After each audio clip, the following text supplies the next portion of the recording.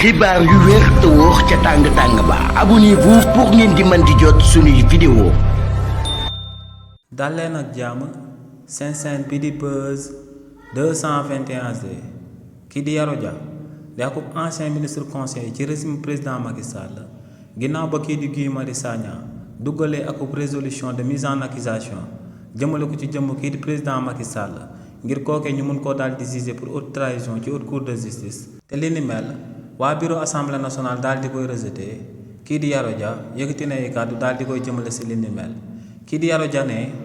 buñ ko tegee ci yoon kii di Guy Marius Sagna ci wàllu boppam waratut a wax ci espace politique bi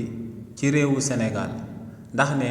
kii di Guy Marius Sagna en 2012 dafay proposé woon akub référendum ngir ñu daal di jox akub indépendance waa Casamance te ne référendum boobee ginnaaw ba ko kookee di Guy Marius Sagna di daan proposé moom ak waa MFDC maanaam rebelle yu daal di nekk Casamance ñoom ñoo àndoona daal di koy signé nee nag acte boobee kii di Guy Marius Sagna amaloon ci réewu Sénégal ne acte boobee acte de haute trahison mënu koo daal di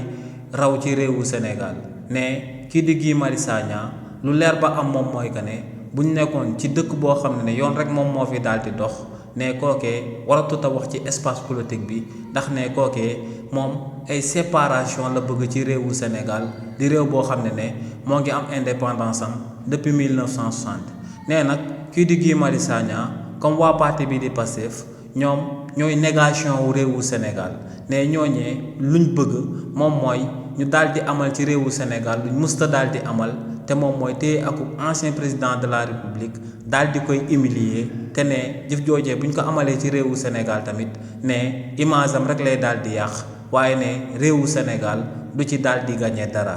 xibaar yu wér te wóor ca tàng ba abonnez-vous pour ngeen di mën di jot suñuy vidéo.